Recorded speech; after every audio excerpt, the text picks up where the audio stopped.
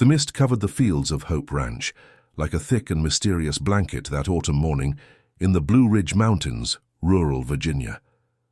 Jack Carter observed the vastness of his property from the porch of the main house, his tired brown, eyes scanning every detail of the place that had belonged to his family for generations. His calloused fingers firmly held a cup of coffee, while the cold morning breeze tousled his graying hair. "It's going to rain today," he muttered to himself, feeling the weather changes in his bones as only a man of the land can perceive. The other side of the house, Mary Grace was rocking little Luke, trying to get him to sleep before starting her daily chores. The relationship between father and daughter was far from harmonious since she had returned to the ranch 6 months. Ergo, pregnant and without her husband, words between them were scarce, limited to what was strictly necessary. "Dad," she called, appearing on the porch with Luke in her arms, "I need to go to town to get medicine for the little one. He's had a fever since last night." Jack looked at his grandson, a pang of concern crossing his normally impassive face. "Take the pickup then, but come back before lunch. I have to go to the bank today." Mary nodded silently, without looking directly at her father. The tension between them was almost palpable, a silent abyss that grew each day. She had never understood the coldness with which her father treated everything and everyone around him, as if he were afraid to show any affection. After Mary left with the baby, Jack headed to the corral where he kept his cattle. There, separated from the other animals by a reinforced fence, was Smokey, the imposing black buffalo he had acquired 7 years ago at a livestock auction.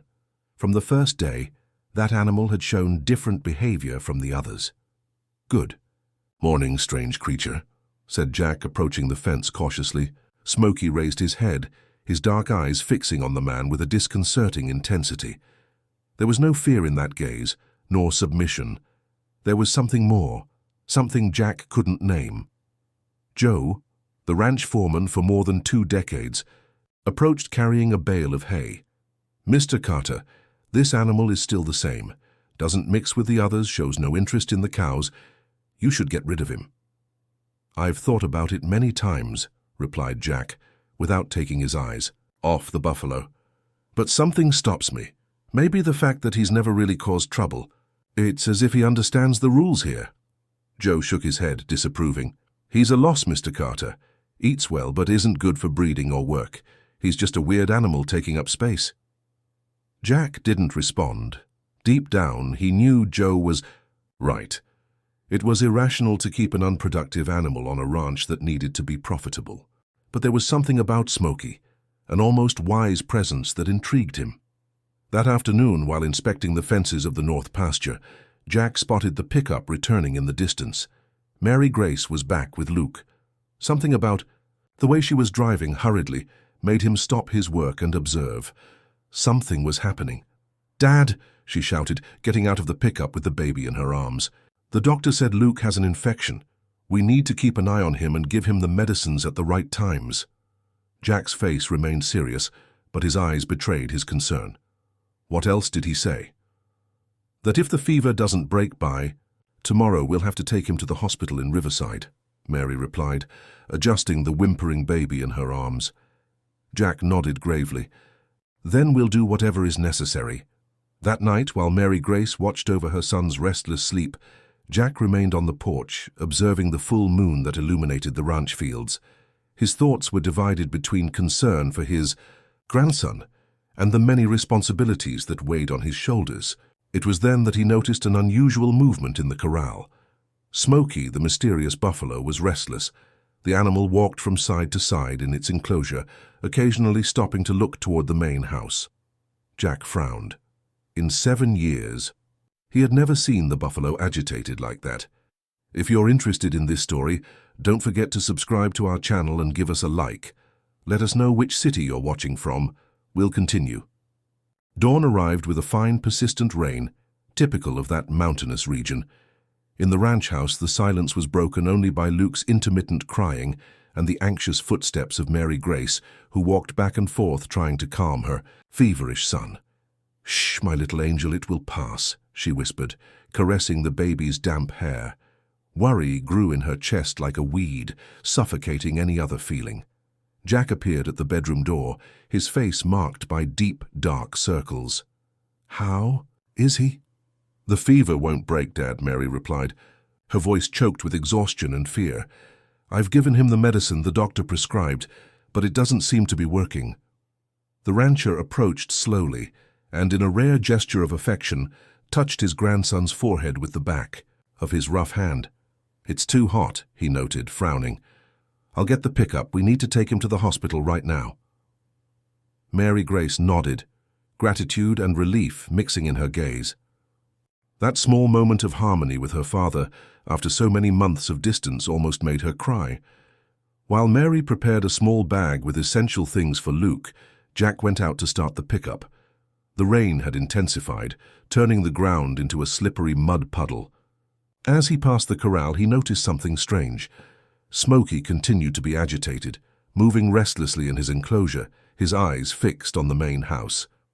"What's wrong with you today, creature?" muttered Jack, but he had no time to worry about the buffalo's behavior at that moment. The trip to Riverside was tense and silent. The dirt road, soaked by rain, made the pickup's progress difficult. Inside the vehicle, Mary held Luke against her chest, whispering words of comfort that seemed more directed at herself than the baby. Jack kept his eyes fixed on the road, concentrating on each curve, on each obstacle, but his mind wandered. He thought about how life had taken unexpected turns. He never imagined that at 57 he would be caring for a grandson, with his daughter back at the ranch after years away. And he certainly never thought he would be so worried about such a small and fragile creature. "He'll be fine," he said suddenly, without taking his eyes off the road.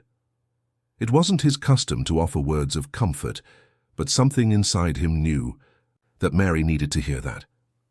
"Thank you, Dad," she replied, her voice trembling with emotion. They arrived at the hospital around 4 in the morning. The doctor on duty, a young man with a tired appearance, examined Luke immediately. After some tests, the diagnosis came: pneumonia in its early stage. The child would need to be hospitalized to receive intravenous antibiotics. "Stay with him," Jack told his daughter, as he watched his grandson being taken to a room. "I'll go back to the ranch to take care of the animals and bring some things for you. I'll be back before nightfall." Mary nodded, grateful for her father's understanding. Under other circumstances, she might have resented him for prioritizing the ranch, but she knew him well enough to know that this was his way of dealing with the situation. Back at Hope Ranch, Jack found Joe organizing the work of the other employees. The rain had given a break, but the sky remained gray and threatening. "How's the boy, Mr. Carter?" asked the foreman, genuinely concerned. "Hospitalized. Pneumonia," the rancher replied dryly. "I need you to keep an eye on everything around. Here, I'm going to take some things to Mary and spend the night at the hospital." As he gathered clothes and other necessary items for his daughter and grandson, Jack was seized by an inexplicable restlessness. Something urged him to check the corral before leaving. Following his instinct, he walked there, now under a fine drizzle. Smokey was different. The buffalo, normally reserved and distant, now seemed deeply disturbed. His eyes, black and mysterious, followed Jack's every movement with an almost human intensity. "What is it, creature?" asked the rancher, approaching the fence. "Are you feeling something?" As if answering the question, Smokey moved toward Jack, stopping a few inches from the fence. It was the first time in 7 years that the animal had shown any kind of initiative to approach. Intrigued, Jack cautiously extended his hand. To his surprise, Smokey did not retreat. On the contrary, he allowed the man to touch his moist muzzle. A strange warmth ran through Jack's arm like a gentle electrical current. "You really are a strange creature," he muttered, withdrawing his hand. But something had changed. An invisible connection had formed between the man and the animal in that brief instant. Before leaving back for the hospital, Jack gave Joe specific instructions about caring for Smokey. "Keep an eye on him. Something different is happening." On the way to Riverside, Jack's mind was filled with confused thoughts. He worried about his grandson, his daughter, the ranch, and, strangely, about that mysterious buffalo that, for the first time in years, had shown some kind of bond. 3 days had passed since Luke was hospitalized. The rain had finally given a break, allowing the timid autumn sun to bathe the fields of Hope Ranch. Jack divided his days between the hospital and the property, facing exhaustion with the tenacity of someone who is used to challenges. That morning, while waiting for news from the doctor in the hospital corridor, Jack was surprised by the radiant smile of Mary Grace coming out of her son's room. "Dad, the fever's gone. The doctor said Luke is responding well to the treatment. If it continues like this, we can take him home tomorrow." An invisible weight seemed to dissipate from the rancher's broad shoulders. He nodded, allowing himself a smile, a rare gesture on his face marked by time and worries. "That's good," he replied simply, but Mary could perceive the relief in his voice. "I'll go back to the ranch now. I need to sort out some things and I'll be back tomorrow to pick you up." On the way back, Jack couldn't help thinking about Smokey's strange behavior.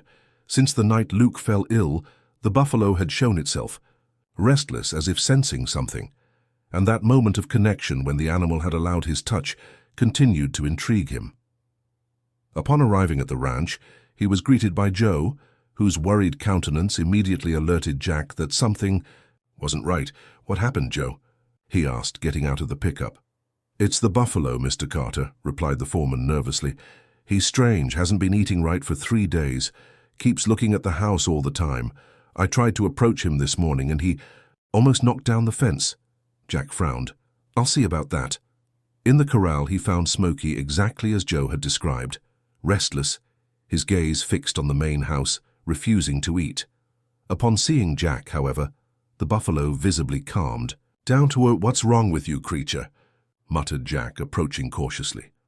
To his surprise, Smokey walked to the fence, slightly lowering his head, as if waiting for something.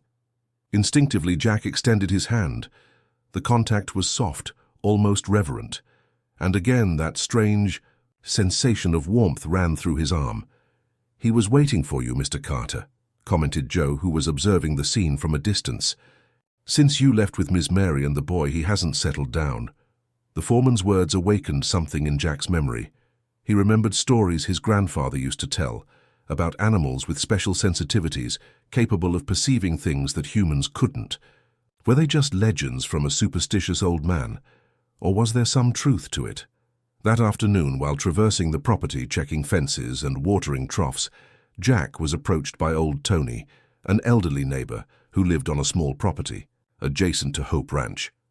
"I heard your grandson is sick," said the old man, leaning on a rustic cane. "How is he?" "Improving," replied Jack dryly, not given to long conversations. Old Tony nodded, his faded blue eyes gazing at Jack with a disconcerting intensity. "You know, Mr. Carter, this land holds many secrets.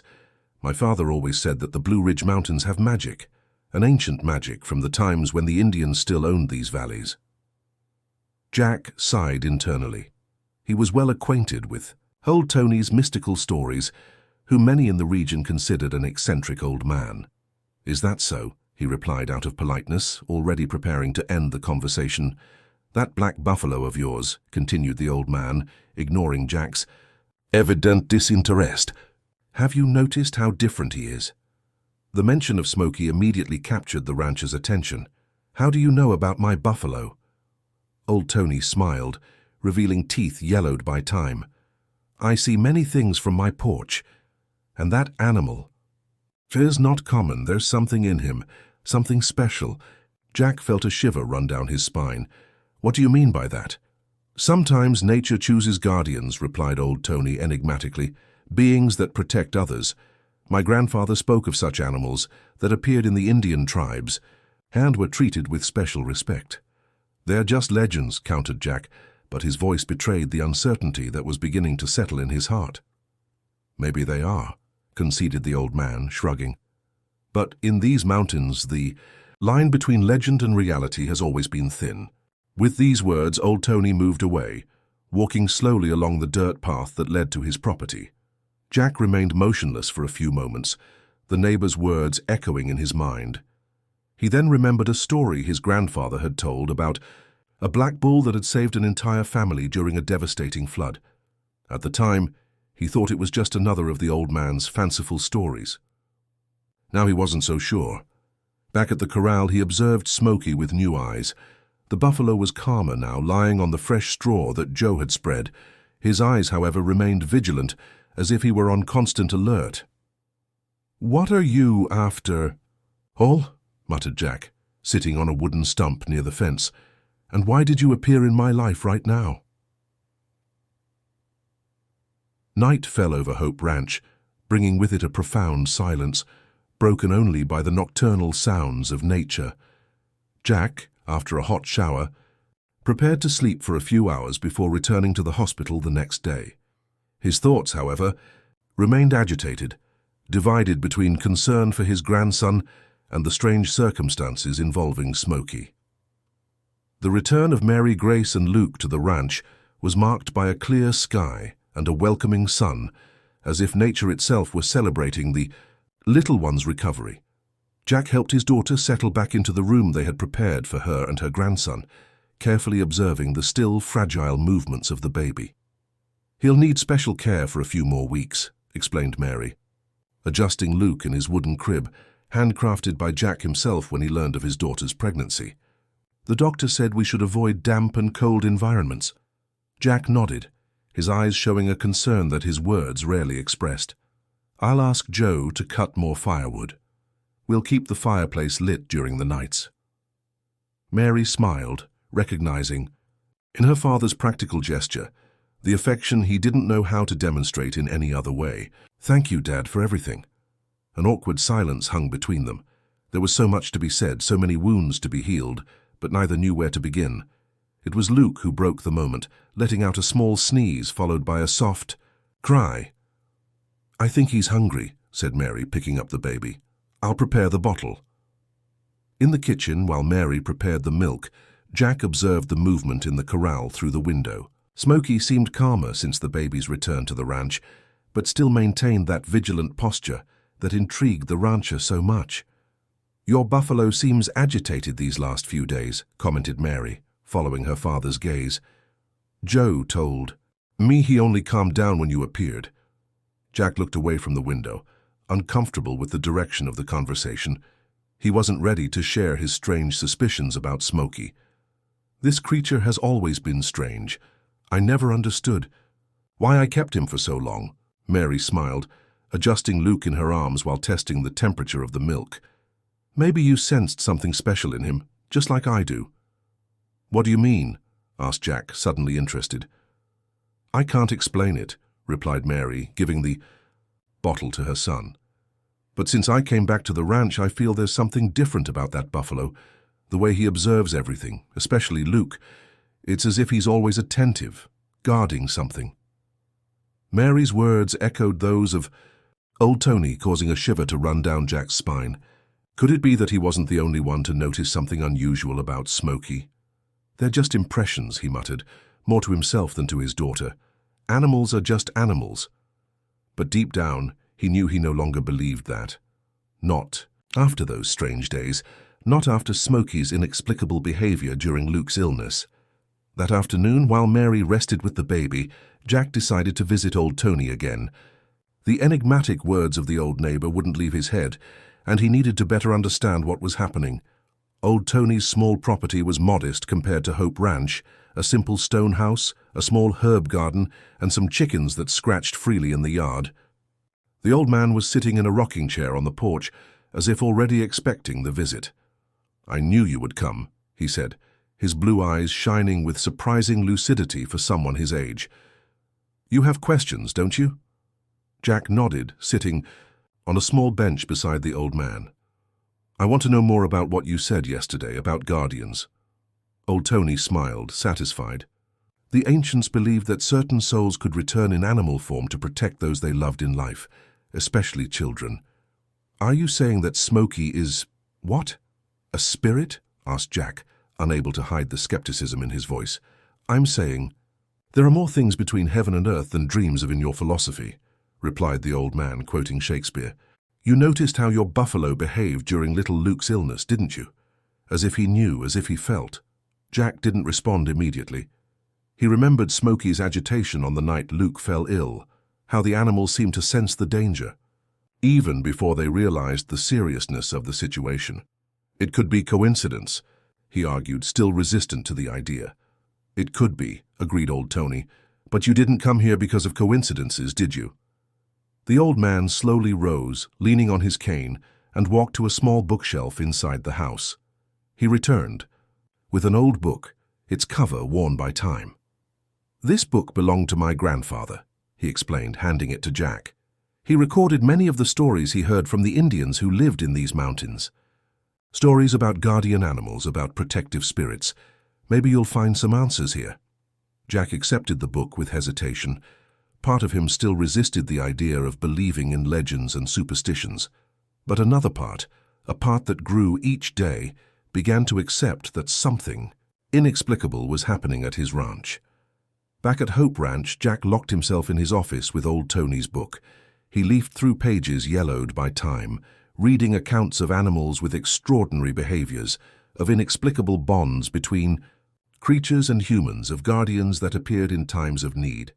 One account in particular captured his attention. It was the story of a black buffalo that had mysteriously appeared in an Indian village after the sudden departure of a much-loved tribal leader. The animal had become a protector of the village children, saving them from various dangers. The Indians believed that the buffalo carried the spirit of the former leader, returned to continue protecting his people. Jack closed the book, his mind a whirlwind of contradictory thoughts. It was difficult for a practical man like him to accept such ideas, but how to explain Smokey's behavior, how to explain that strange connection he had felt when touching the animal. If you're interested in this story, don't forget to subscribe to our channel and give us a like. Let us know which city you're watching from. We'll continue. The week following Luke's return was one of adaptations at Hope Ranch. Mary Grace reorganized her routine to care for her recovering son, while Jack divided himself between the property's chores and the moments when he discreetly watched his grandson sleep. Something had changed in the hardened heart of the rancher, a breach through which long-suppressed feelings began to emerge. On a particularly pleasant afternoon, Mary Grace decided to take Luke out to get some sun in the large yard of the house. The baby, already recovered from pneumonia, smiled and tried to crawl on a blanket spread on the grass. "He's growing fast," commented Jack, approaching with hesitant steps. Mary looked at her father, surprised by the unusual observation. "Yes, he is. The doctor said that despite the illness, he's developing normally for his age." A comfortable silence settled between them, broken only by Luke's occasional laughter as he played with a small wooden car carved by Jack. "Dad," began Mary, gathering courage for a long overdue conversation, "I know you never approved of my choices, that you were disappointed when I left the ranch to marry Richard, and even more disappointed when I returned pregnant and alone." Jack visibly tensed. Conversations about feelings were never his forte. "But I want you to know that I came back because, despite everything, this has always been my home," she continued. "And I want it to be Luke's home too. I want him to grow up knowing his grandfather, learning from you, loving this land as I learned to love it." The old rancher stared at the horizon, where the Blue Ridge Mountains cut the sky in shades of blue and green. His expression remained impassive, but his eyes betrayed the contained emotion. "You abandoned everything we built here," he finally said, his voice hoarse. "You abandoned your legacy, your roots." "I needed to discover who I was away from here, Dad," Mary explained gently. "I needed to discover if what I felt for the ranch was true love, or just what you expected from me." Luke let out a joyful shout, drawing the attention of both.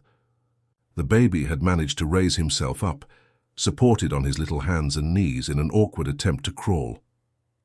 "And what did you discover?" asked Jack, observing his grandson with a mixture of pride and fascination. "That I love this place, that it's part of who I am," replied Mary sincerely. "But I also discovered that I can love it in a different way than yours. That I can honor our traditions without being bound to all of them." Jack nodded slowly, as if processing each word. Years of resentment began to dissipate, replaced by a belated understanding. "Your grandfather used to say that the land isn't just what we can see and touch," he murmured, surprising Mary with the sudden confidence. "He said there's more in the world than the eyes can see, At the time I thought they were just stories from an old man." He paused, his eyes fixed on Luke. "Now I'm not so sure." "Because of Smokey?" asked Mary perceptively. The rancher looked at his daughter, amazed. "How do you know?" "I've been observing the two of you," she explained with a slight smile. "The way you look at him, how he reacts to your presence. And also, I've also been feeling something strange near him. As if he's always attentive, always vigilant." Jack hesitated for a moment, then decided to share what he had been keeping to himself. "Do you remember the stories your grandfather used to tell, about guardian spirits that returned in animal form to protect those they loved?" Mary nodded, her expression suddenly serious. "I remember. You always said they were just superstitions." "What if they weren't?" asked Jack, his voice barely more than a whisper. "Old Tony lent me a book with similar stories recorded by his grandfather. Stories that the Indians told about special animals, different ones. You think Smokey is one of those guardians?" Mary couldn't hide the surprise in her voice. Before Jack could respond, a sudden movement captured the attention of both. Luke had stood up completely, supported on wobbly legs, and was now taking hesitant steps toward the corral where Smokey was confined. "My God, he's walking," exclaimed Mary, divided between pride and concern. Jack observed, paralyzed, as his grandson awkwardly advanced across the grass. It wasn't normal for such a small child to walk like that without any support. Something extraordinary was happening. "Luke, wait," called Mary, rising to follow her son. The baby, however, continued determined in his wobbly journey. His eyes shone with an unusual intensity, fixed on something beyond the corral fence. It was then that Jack saw. Smokey was there, motionless, his deep gaze connected to little Luke's as if by an invisible thread. "Mary, wait," asked Jack, gently holding his daughter's arm. "Watch." Luke reached the corral fence and, through the wooden slats, extended his small hand toward Smokey. The buffalo, in a movement of surprising delicacy for such a large animal, approached and lowered his head to the child's level. "Dad." "This isn't safe," murmured Mary, her heart racing with fear. "Trust me," replied Jack with a certainty he didn't even know he had. "Smokey won't hurt him." And indeed, when Luke's tiny fingers touched the buffalo's moist muzzle, a strange luminosity seemed to emanate from the point of contact. It was only for an instant, so brief that later they would wonder if it hadn't been just a trick of the setting sun's light. But at that moment both Jack and Mary felt it. Something mystical, something beyond human comprehension was happening there. Luke laughed, a crystalline sound that echoed across the open field. Smokey remained motionless, allowing the child's touch, his deep eyes full of ancestral wisdom. "Who are you?" whispered Mary, slowly approaching the buffalo. "What do you want from my son?" The incident between Luke and Smokey became the main topic of conversation between Jack and Mary Grace in the days that followed. The baby's behavior, walking alone at just 10 months old, was extraordinary in itself. But the inexplicable connection with the buffalo was something that went beyond any rational explanation. "Maybe we should talk to Pastor Thomas," Mary suggested one morning, watching Luke play on the living room rug. "He's an educated man, and at the same time open to the ancient traditions of the region." Jack, who was once again leafing through the book borrowed from old Tony, nodded slowly. "Maybe. But do you really think he would believe something like, 'This, a story about a guardian buffalo?'" Mary smiled, understanding. "A month ago you wouldn't have believed it either, Dad." The rancher couldn't help but smile in response. It was true. His worldview had been completely transformed by recent events. He, who had always been a practical man, attached to facts and evidence, now found himself immersed in a mystery that defied his understanding. "I'm going to town today to buy feed," he said, getting up. "I can stop by the church and see if Pastor Thomas is available to come to the ranch tomorrow." Mary nodded, grateful for her father's openness. In other times, he would have completely dismissed the idea, considering it foolishness. The fact that he was willing to seek answers, even in places he would previously have considered unlikely, demonstrated how much he had changed. In the small town of Riverdale, Jack completed his routine purchases before heading to the community church. The building, a colonial-style construction dating back to the 18th century, was the spiritual heart of the local community. Pastor Thomas, a middle-aged man with graying hair and gentle eyes, was in the sacristy when Jack arrived. "Jack Carter," exclaimed the clergyman, genuinely surprised. "It's good to see you here. I heard your grandson was sick. How is he?" "Recovered, thank God," replied the rancher, feeling a strange discomfort. He wasn't a regular churchgoer, and his presence there would certainly arouse curiosity. "I'm glad to hear that," smiled the pastor. "How can I help you?" Jack hesitated, suddenly unsure of how to approach the subject, how to explain something. He himself barely understood. "Pastor, do you know the old stories of the region? About guardians?" Pastor Thomas's smile gave way to a more serious expression. "Guardians? Are you referring to the Indian legends about protective spirits?" The rancher nodded, relieved not to have to elaborate much. Exactly.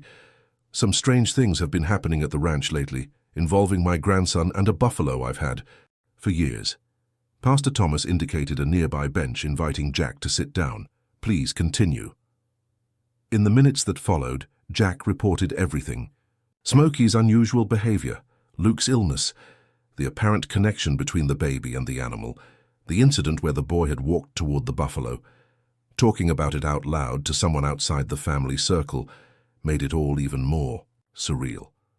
The pastor listened attentively without interrupting. When Jack finished his account, he remained silent for a few moments, as if carefully pondering his next words. "Jack, faith teaches us that there are mysteries in this world that are beyond our understanding," he finally began.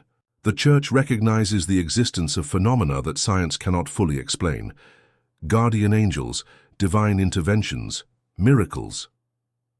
So you believe it could be something supernatural?" Pastor Thomas smiled gently. "I'm not saying your buffalo is a disguised angel, but I believe that God works in mysterious ways, sometimes using the most unexpected instruments to protect those he loves." The clergyman stood up, walking to a shelf filled with old books. He removed a volume bound in worn leather and handed it to Jack.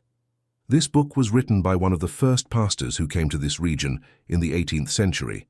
He recorded many of the beliefs and traditions of the local indigenous peoples, trying to find parallels with the Christian faith.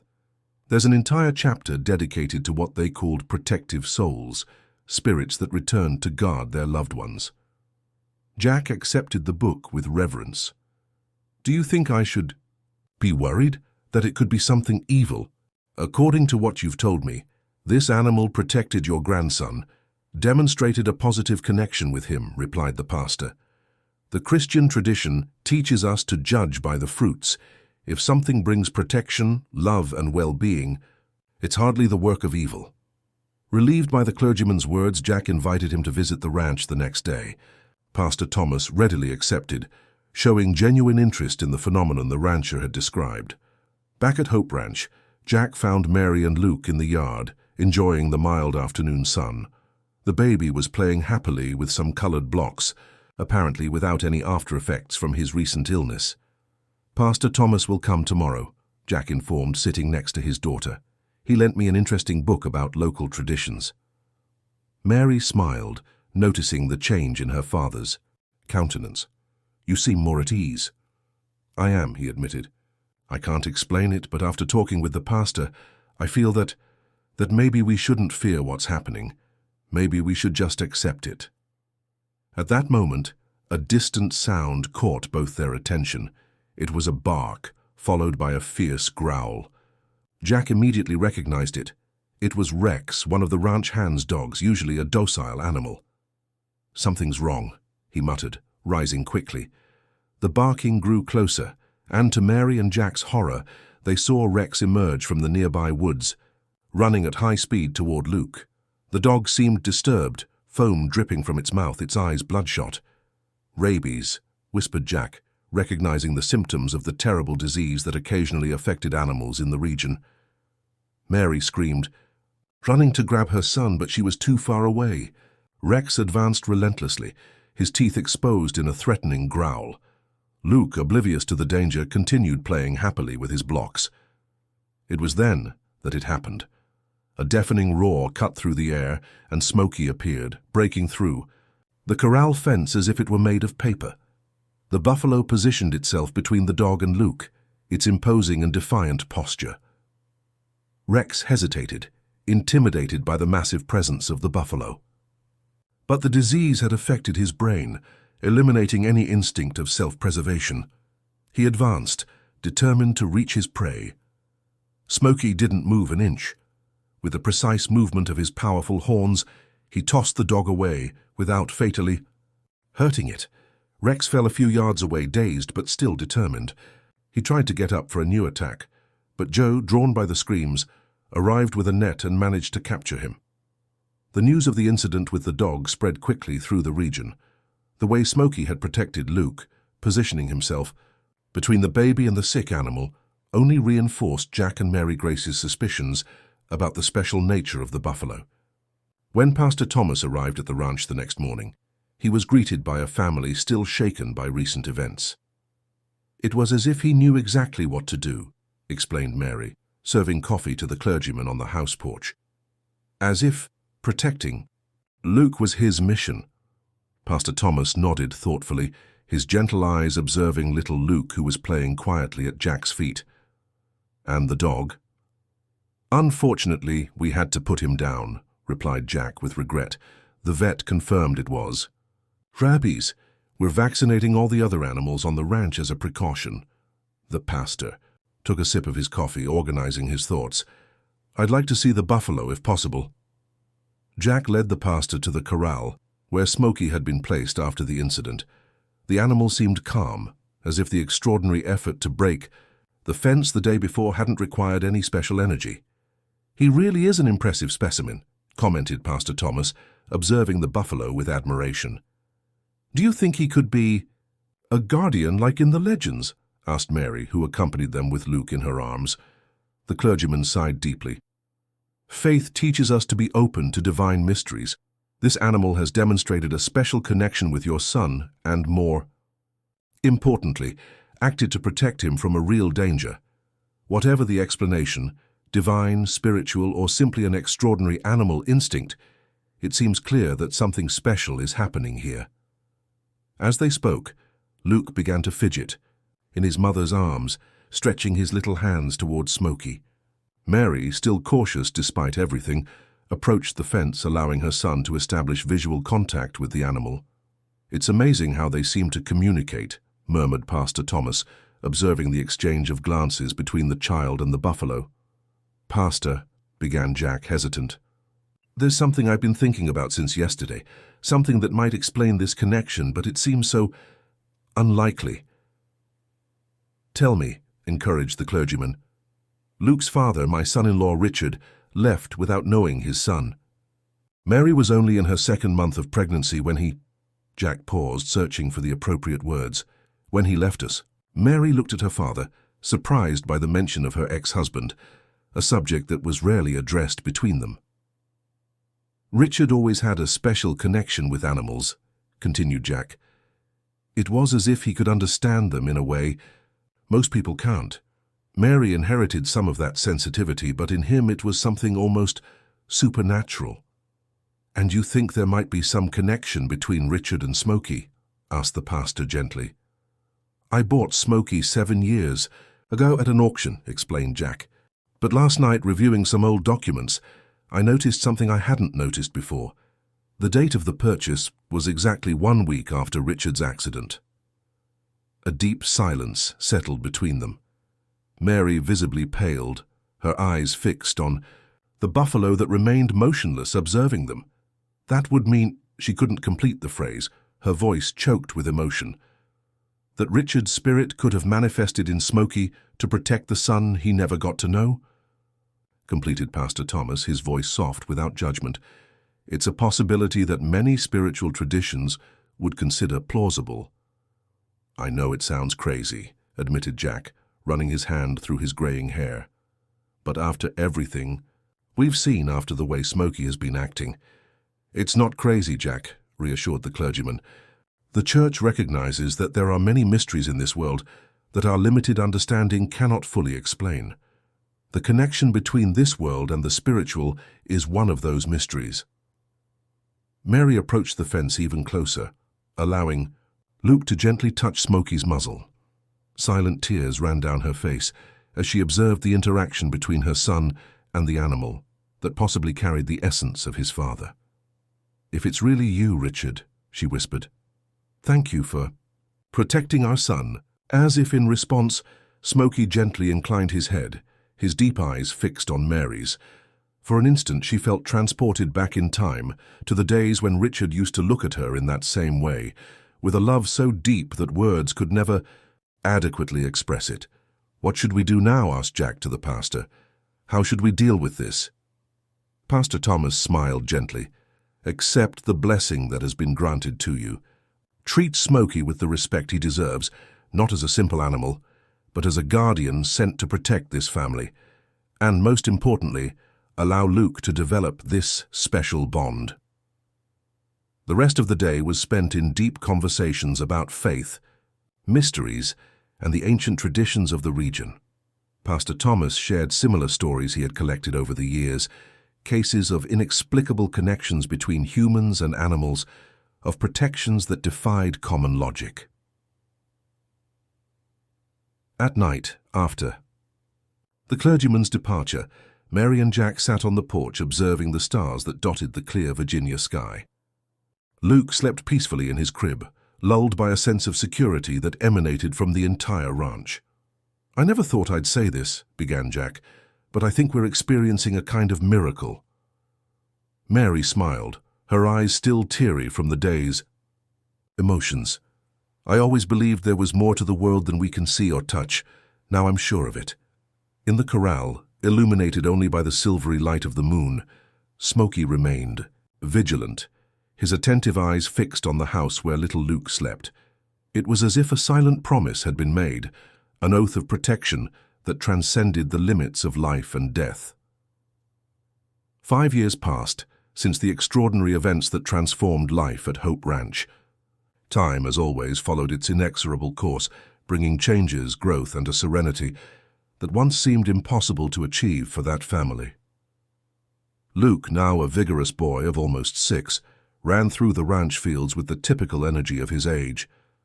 His brown hair, identical to what Richard had, danced in the wind as he explored every corner of the property that would one day be his.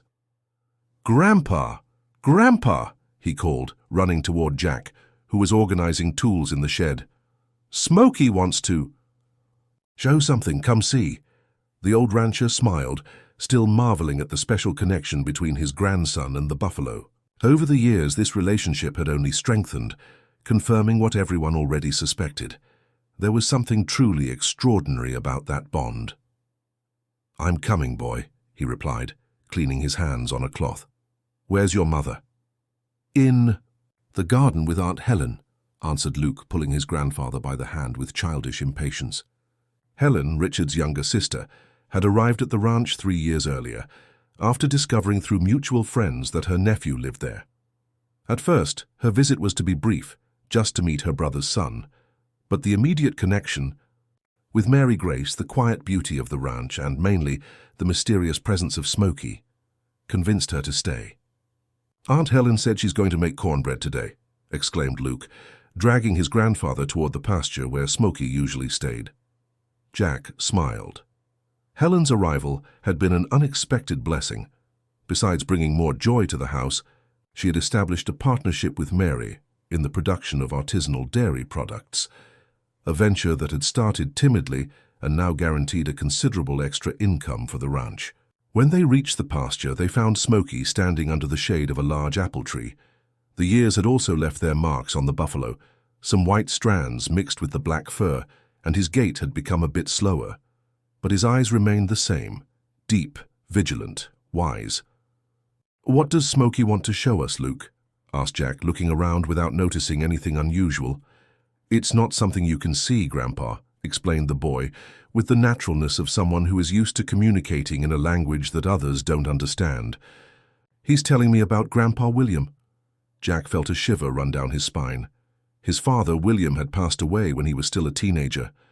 Luke not only carried the name of his great-grandfather that he had never known, William Luke, but also occasionally demonstrated knowledge of details about him that no one in the family had mentioned.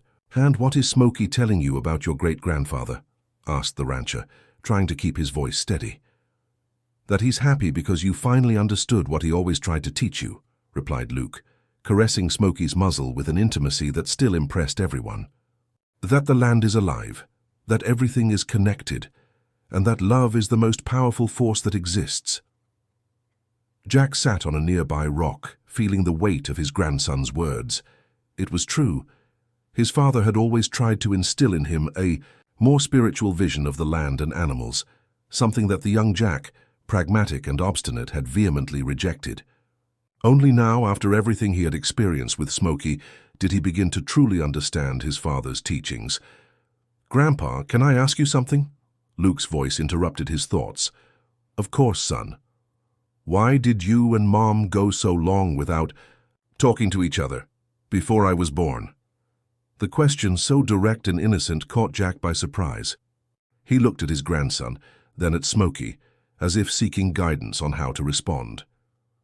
"Sometimes when we love someone very much, we're afraid of losing them," he began, carefully choosing his words. "I loved your mother so much that I was afraid she would leave the ranch, our life here. And when she actually left to marry your father, that fear turned into resentment. And the resentment made you close up, like a flower that doesn't want to open," completed Luke, demonstrating an understanding beyond his years. "Exactly," agreed Jack, surprised. "But then you came along, and Smokey helped us understand things we had forgotten." Luke smiled, satisfied with the answer. "Smokey says the most important lesson we can learn is to forgive. Forgive others, and forgive ourselves." Jack felt his eyes water. How could such a small boy comprehend such profound truths? And how could an animal, no matter how special, convey such teachings? "There you are!" Mary Grace's voice interrupted the moment. She was approaching, accompanied by Helen, both carrying baskets with freshly harvested vegetables from the garden. "Mom, Aunt Helen, Smokey was telling me about Great-Grandpa William," announced Luke, running to meet the women. Mary and Helen exchanged significant looks, accustomed to the boy's conversations with the buffalo. Over the years, they had learned not to question, to simply accept the extraordinary as part of their lives. "Lunch will be ready in an hour," informed Helen, adjusting her dark hair that so resembled Richard's. "Luke, come help me pick some. Herbs for seasoning, okay?"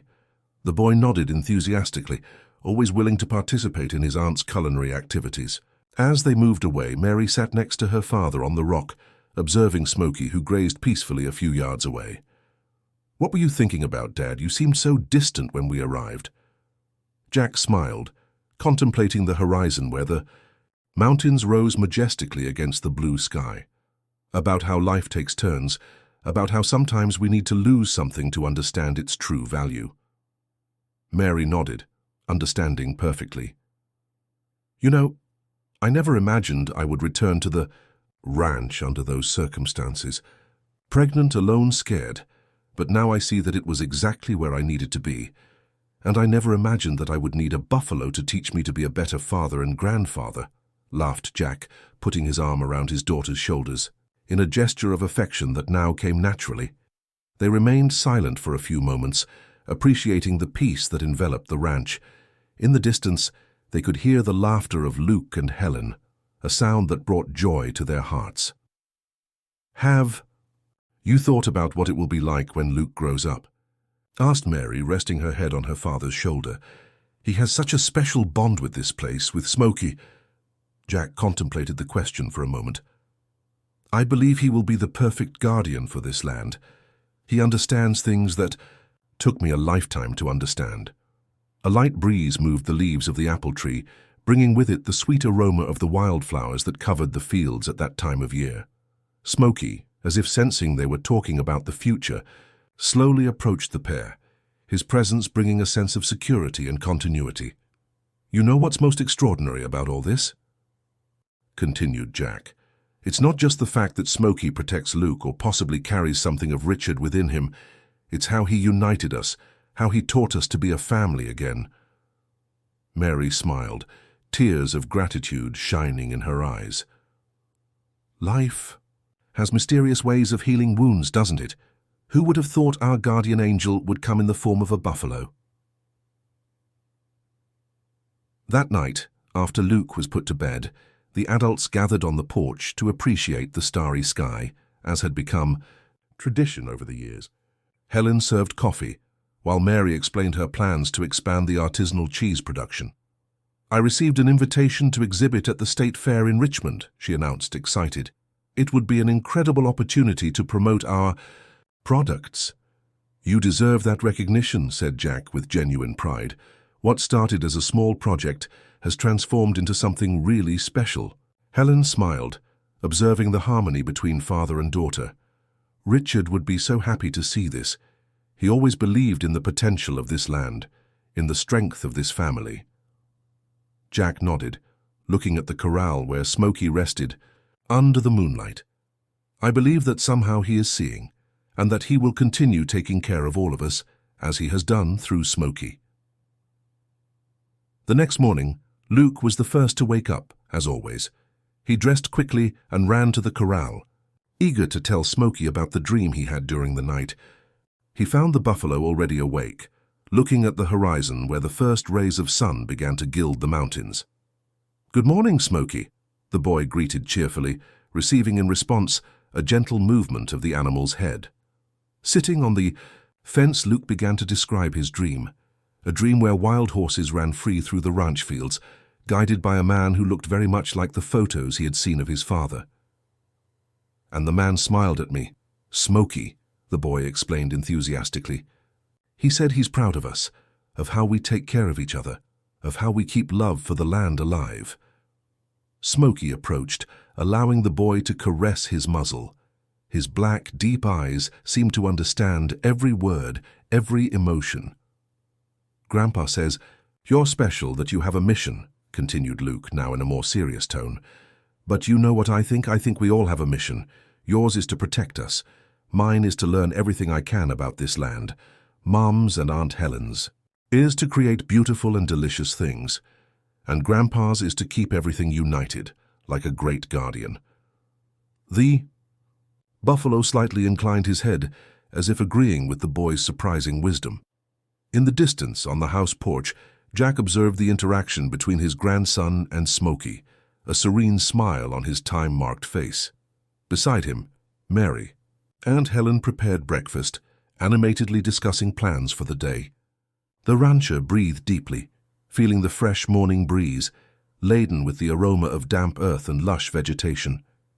His ranch, his legacy, would continue in the hands of people who understood the true value of that land. And it would always be protected by forces that transcended common human understanding. The cycle of life continued as it always had. Seasons would succeed one another, bringing rains and droughts, joys and challenges. But now, Hope Ranch was complete, balanced, protected by the love that united everyone. A love so strong that not even the boundaries between this world and the next could contain it. The rhythm of the days at Hope Ranch settled into a harmonious balance between hard work and moments of togetherness. Mary and Helen's dairy enterprise continued to grow, with their artisanal cheeses winning recognition beyond the local community. Jack, though still overseeing the cattle operation, had begun to gradually delegate more responsibilities to trusted hands, allowing himself more time with his grandson. Luke, now entering first grade at the small Riverdale Elementary School, divided his time between studies, exploring the vast property, and his special moments with Smokey. The buffalo remained a constant, vigilant presence, though the signs of age were becoming more apparent in his slower movements and the increasing grey in his coat. One crisp autumn afternoon, much like the day Mary had returned to the ranch years ago, Pastor Thomas paid an unexpected visit. The clergyman, now with fully white hair and deeper wrinkles around his kind eyes, had maintained a special interest in the ranch's unusual guardian. "I was passing by and thought I'd check on all of you," he explained, accepting the cup of tea Helen offered. "How is our special friend doing?" "Aging like all of us," replied Jack with a wistful smile, "but still just as attentive especially with Luke. Pastor Thomas nodded thoughtfully. Children often have a purity of heart that allows them to perceive what adults sometimes miss. Luke's connection with Smokey is truly remarkable. As if summoned by the mention of his name, Luke burst through the front door, his cheeks flushed from running and his eyes bright with excitement. "Pastor Thomas," he exclaimed, clearly delighted to see the visitor. Without waiting for a response, he continued, "Did you come to see Smokey? He's been acting funny today." The adults exchanged concerned glances. "Funny how, Luke?" asked Mary, setting down her teacup. "He keeps looking at the mountains like he's waiting for something," the boy explained, his brow furrowed in concentration. "And he wouldn't eat his breakfast." Jack rose from his chair, a flicker of concern crossing his weathered face. "I'll go check on him." "I'll come with you," offered Pastor Thomas, setting his cup aside, "if you don't mind." The small group made their way to the corral where Smokey was kept. The buffalo stood motionless, his gaze fixed on the distant Blue Ridge Mountains, just as Luke had described. There was something different about his posture, a stillness that went beyond his usual calm demeanor. "He's been like this since morning," Luke whispered, slipping his small hand into his grandfather's larger one. "He told me not to worry, but I do." Jack exchanged a look with Pastor Thomas, both men silently acknowledging the extraordinary nature of the boy's statement. After all these years, they had learned not to question Luke's ability to communicate with Smokey. "Animals often sense changes before we do," the pastor said gently. "Weather patterns, natural events." "It's not that," Luke interrupted with the certainty only a child could possess. "He says it's almost time." "Time for what, sweetheart?" asked Mary, kneeling beside her son. Luke shrugged, his eyes never leaving the buffalo. "He didn't say exactly, just that I shouldn't be sad when it happens." A heavy silence fell over the group. Jack felt a chill that had nothing to do with the autumn breeze. He had seen enough, in his lifetime, to recognize the signs of an animal preparing for its final journey. Smokey was old now, much older than a buffalo would typically live. "Luke," he began carefully, "Smokey has been with us for a long time. Animals don't live as long as people do." The boy nodded, a wisdom beyond his years reflected in his eyes. "I know, Grandpa, but Smokey says it's different for him. He says he'll always be watching over us even when we can't see him anymore." Pastor Thomas placed a gentle hand on Luke's shoulder. "Your great-grandfather had a saying about that. He believed that love creates bridges between worlds, and those bridges never truly disappear." That evening, Jack sat alone on the porch long after everyone else had gone to bed. His mind was filled with memories of the day he'd first brought Smokey home from the auction, of the buffalo's strange behavior during Luke's illness, of the countless times the animal had seemed to understand things no ordinary creature could comprehend. "You really are something special, aren't you?" he murmured into the night, knowing somehow that Smokey could sense his thoughts. "Thank you for everything you've done for this family, for bringing us back together." The next morning dawned with a strange golden light that bathed the ranch in an almost ethereal glow. Luke was unusually quiet at breakfast, picking at his food rather than devouring it with his typical enthusiasm. "I'm going to see Smokey," he announced finally, sliding from his chair. "I'll come with you," said Mary, exchanging a concerned glance with Jack. They found the buffalo standing in the same spot as the previous day, his gaze still fixed on the distant mountains. But today, something was different. A serene energy seemed to emanate from him, creating an almost tangible aura of peace. Luke approached the fence without hesitation, reaching out to stroke the buffalo's massive head. Smokey lowered his muzzle to meet the boy's touch, and for a fleeting moment, Mary could have sworn she saw a shimmer of light pass between them. "He says it's time," Luke said quietly, turning to his mother and grandfather, who had followed close behind. "He says he has to go now, but he'll never really leave us." Jack felt his throat tighten with emotion. "Luke, But before he could finish, Smokey let out a soft, low sound, not quite a bellow, but something gentler, almost like a sigh. Then, with deliberate steps, he began to walk toward the far end of the pasture, toward the mountains that had captured his attention. "Should we stop him?" Mary whispered, her voice thick with unshed tears. Jack shook his head slowly. "No. I think this is how it's supposed to be."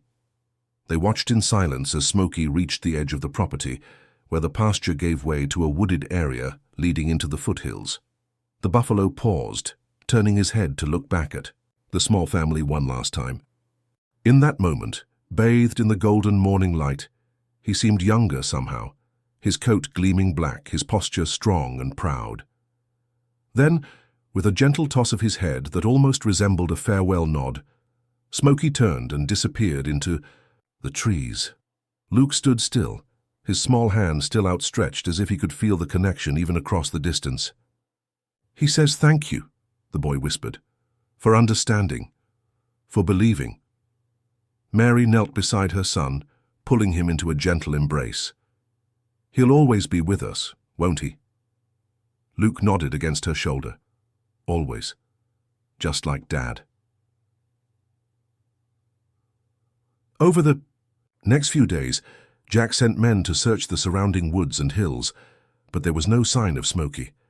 It was as if the buffalo had simply vanished, leaving behind only memories and the profound impact he had made on their lives.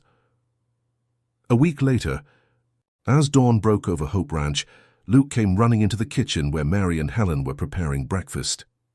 "Mom, Aunt Helen, Grandpa," he exclaimed, his eyes wide with excitement. "You have to come see."